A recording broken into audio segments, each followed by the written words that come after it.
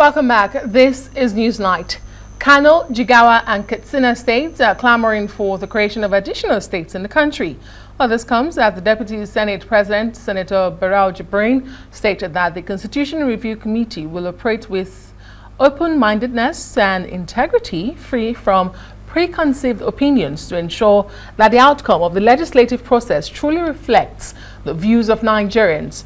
Well, the three states made their positions known at the commencement of the Northwest Zonal Public Hearing on the Constitution Review held in Kano. In all, the Northwest is clamoring for the creation of 5 more states. Joining me now as we review the growing clamor for the creation of new states in Nigeria is Alphonsus Ogar. He is a state creation advocate, as well as Dengiefa Angalapu, a research analyst, Center for Democracy and Development, the CDD. Thank you, gentlemen, for joining us on the news tonight. Thank you very much. Our pleasure to be here. So I'm just going to start with this general question with you, Mr. Alphonsus Ogar. Why do you think that the clamor for more states, keeps resurfacing? You're an advocate, but is it truly about marginalization or job for the boys, about the elite access to power and resources? Let me take you through a historical perspective, and one of the greatest saying of Bolaji Akinyemi, that the masses are known by their wants, they are distinguished by their abilities, and they should be rewarded by what they have capacities for. State creation, agitation, and clamor has always been with us from time immemorial, especially from the minority and oppressed people that form every state. But when it comes to some specific areas in this country, for instance, the clamor from the southeast zone of this country, which has just 5 states, and 1 province, which has remained up till this moment, not being created a state out of 22 provinces, and that is the Ogoja province in the present Cross River State, that makes up 9 local governments in the present Cross River State. These clamor are very, very genuine, because it is an attempt to bring development to the people. It's also on grounds of equity, justice, and fairness by a people that have come to say that over 50 years today, some provinces have become a state, have become 2 states. But what has happened to Ogoja? So it's an innocent cry for justice. And it is also to bring development closer to the people. Interesting. But where is the equity then when we have the Northwest that already has 7 states, clamor for 5 more states, and the Northeast with the least 5 states will never get equity because they are clamoring for perhaps maybe 3 or 4 states? Let me come to you. What do you think? Why do you think we keep having this clamor? It's not new, but do we really need more states? Yeah, I mean, quite interesting. He has touched on one very important point, and that is why we need more states. But ultimately, there are many other variables to consider when creating a state.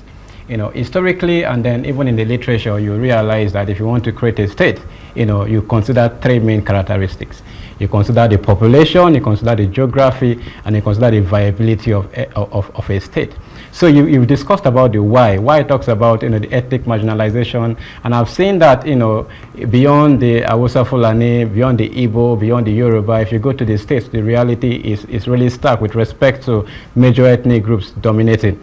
However, beyond all of these sentiments, creating a state comes with first an operational cost. So if you're creating a state, it means that you're creating new governors, you're creating new commissioners, you're creating new civil service, you're creating a whole new governmental structures. And in Nigeria, what is the major debate that we have? We are already saying that the cost of governance is too high. So when we create these states, the basic question is, how are we going to fund these states? So in my opinion, I do not think that, looking at the operational cost, we are ready at this moment to create a new state.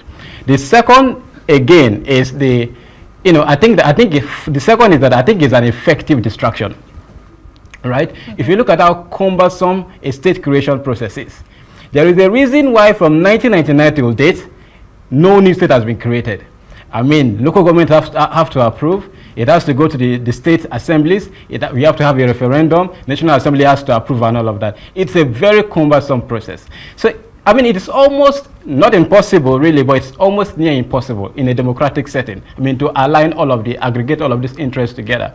If we know these realities, where are we using our resources to pursue that when we have issues of insecurity, issues of poverty to deal with? And again, even if you look at this whole state creation thing on a global scale, look at India, bigger than Nigeria, more populated than Nigeria, right? But they have 28 states. Look at Brazil, for example, bigger than Nigeria, they have 26 states. So I'm struggling to see whether the challenge is not about good governance or state creation. The justification for it, Mr. Ogar, I mean, First, he made a lot of valid sense. Yeah, he made a lot of points, but rather supporting the issue of state creation. He talks about population, he talks about geographical collocation, and he talks about viability of states. And let me take one area, for instance, the Ogoja where I'm talking about, and that is where I come from. Why this Clamour? In terms of population, we have a population of about 2.7 million people that are going to constitute the new Ogoja state. We have a land mass in terms of geographical collocation that is about 13,000 square kilometers. In terms of viability, we are an agrarian area. We have a lot of solid mineral deposits. The popular Obodo Ranch you hear today. Tourism sector will thrive on its own. If you go to Cancun today in Mexico, they thrive on tourism. If you talk about Kenya here alone, it's agricultural ornaments that they grow. And then we're talking about an area that has a lot to do. The Kwa Falls in Cross River State, the Salt Lake in Yala in Okpoma, the Agbokim Waterfall. These are all tourism sites that the new Ogoja state can thrive on. And then if you remember that industrialization, the agro-industrial industrialization that started over 200 years in UK, started with agriculture. Today I'm talking about an area where the then Sir Michael Okpara, the then premier of the southeastern region, was growing cash crop such as rubber, oil palm, and cocoa. Today, you know what cocoa is selling in the international market.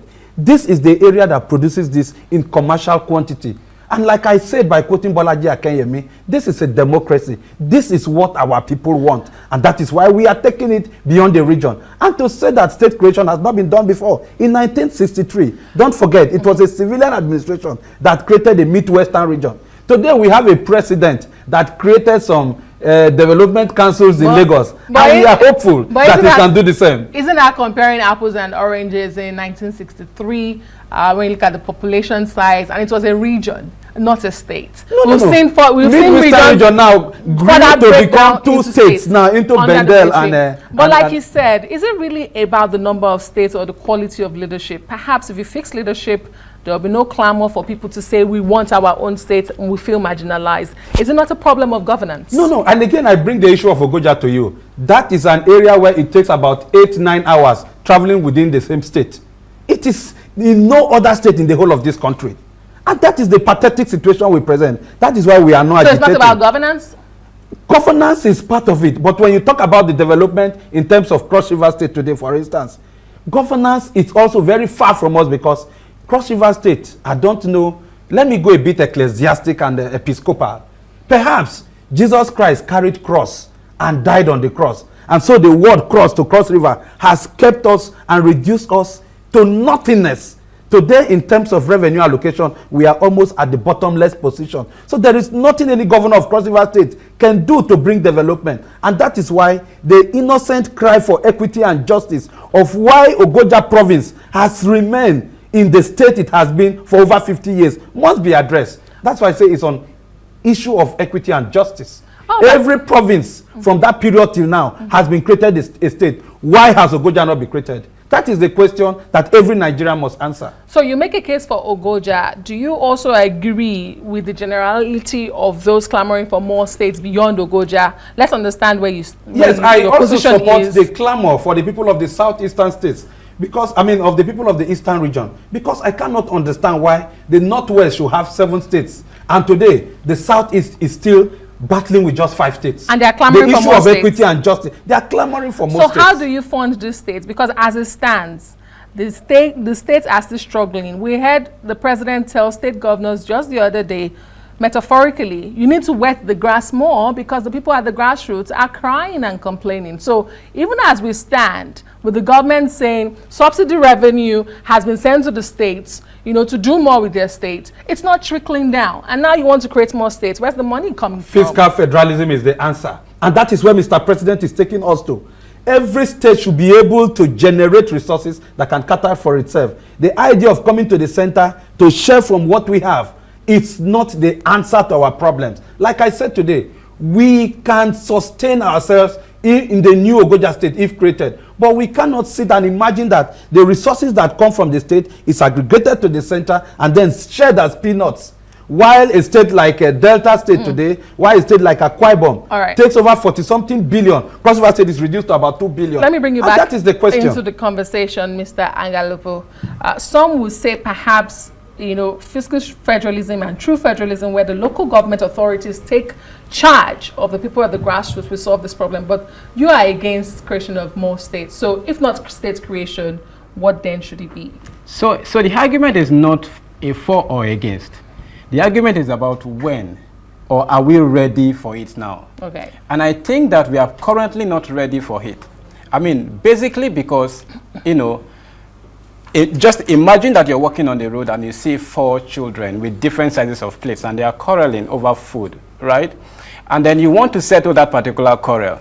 And then your solution now says, oh, buy more plates for them. Or you advise the parents to give birth to more children.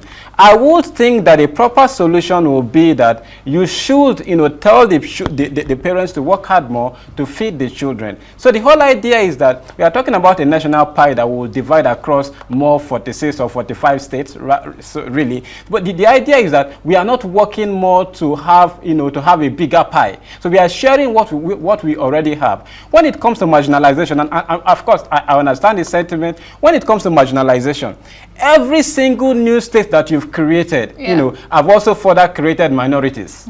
So how do you deal with that state? Let's not forget, Nigeria has over 250 ethnic groups, and some will say more. How many states would you create? And for example, the state of Uttar Pradesh in India has over 200 million people. It is one state. Again, look at the logic of state creation. It has been very flawed from the beginning. So for example, look at Niger State. Niger State is bigger than the whole of the Southeast. Right? So landmass. Yes. With regards to landmass. So if you look at we've not totally followed state creation through either population, geography, or even viability. And I'm saying that if we need to create more states, we need to do that methodologically, and I don't think we are ripe for it now. And then even with respect to looking at, you know, rationality and then justice, right? We need to look at geopolitical zones, and if we must create, it is not a creation where the Northwest now have 5 states. You know, we have to balance the equation. Indeed. Valid arguments, gentlemen. I must thank you. Ogoja people must be really proud of you tonight, making their case for them. And of course you, the reasonable argument as well. Alphonsus Ogar is a state creation advocate, and then Giefa Angalapu is a research analyst for the Center for Democracy and Development.